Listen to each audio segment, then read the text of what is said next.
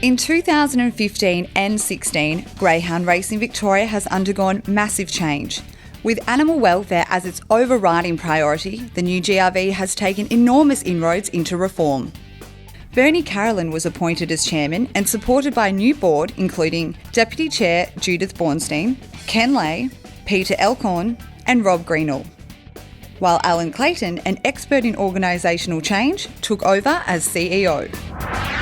Among the key drivers in the reform has been GRV holding a series of stakeholder engagement workshops where breeders, trainers and owners were invited to discuss key issues facing the sport. The workshops were centred around providing a better outcome for the greyhound during its whole of life cycle. Further, GRV introduced a new care and standards website focusing on best practice, along with a number of educational videos aimed at creating a culture where all greyhounds live a long and happy life beyond the racetrack. Welcome to the Health and Wellbeing section, where you'll find out everything you need to know to keep your greyhound fit and healthy right throughout its entire life. After first opening its doors way back in 1974, Traralgon's outdated Greyhound racetrack received a much-needed overhaul in 2015 to the tune of $6.1 million. The 41-year wait has proven worthwhile, with the club now the envy of others across the country and providing a hub for trainers in the strong Gippsland region. Greyhounds can race over a variety of distances at Traralgon, and the state-of-the-art new pavilion brings spectators closer than ever to the exciting racing action. The grandstands come up sensational. It's a credit to the architects. David Parkin here with an important message to all Aussie men. Currently over 3,000 men die of prostate cancer every year, with a staggering 20,000 Australian men diagnosed annually. GRV held its inaugural Go the Blue Dog campaign in 2015 with $500 raised for the Prostate Cancer Foundation of Australia every time a greyhound wearing the blue number 4 rug won a race in Victoria during September. The initiative was spearheaded by AFL legend and prostate cancer survivor David Parkin, with more than $75,000 raised for the PCFA.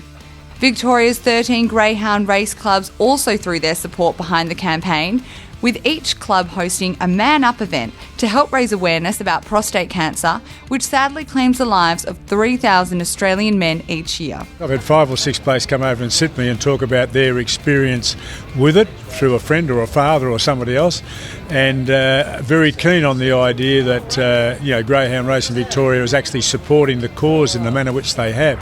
A similar campaign was held in 2016 with the birth of GRV's Red Dog Run initiative, which ran during the week leading into Anzac Day. Every time a greyhound wearing the red number 1 rug won a race in Victoria during that week, GRV donated $250 to the Anzac Appeal. By the week's end, 48 red dogs had won in Victoria, raising a total of $12,000 to help current and former members of the Australian Defence Force.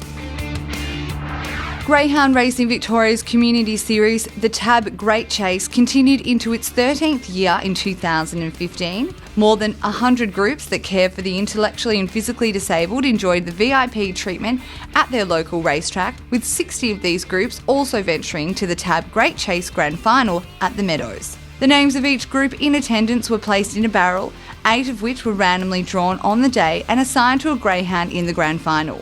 The 8 groups shared in more than $25,000, including $10,000 to the winner, which was Riding Develops Abilities in Oaklands Junction, for being randomly assigned to the Grand Final winner, Unlawful Entry. Riding Develops Abilities, which teaches people with disabilities to ride horses, also earn the equivalent of 10% of Unlawful Entry's prize money for 12 months, courtesy of GRV, taking their total earnings beyond $30,000. Running a big race, Unlawful Entry, a half a length in front, and just lasted. In 2016, Victoria's 13 greyhound racetracks were celebrated by its communities through events such as Little Big Day Out during the summer and autumn school holiday programs. Funded in part through the generosity of the state government, these events, which are free, are an opportunity for the industry to connect with their local communities and to give back to those who otherwise may not have such an opportunity to enjoy such entertainment. 2016 also saw a number of greyhound clubs host Girls' Night Out and Women on Track events, raising money for the local charities and sporting clubs, cementing stronger relationships with their local community.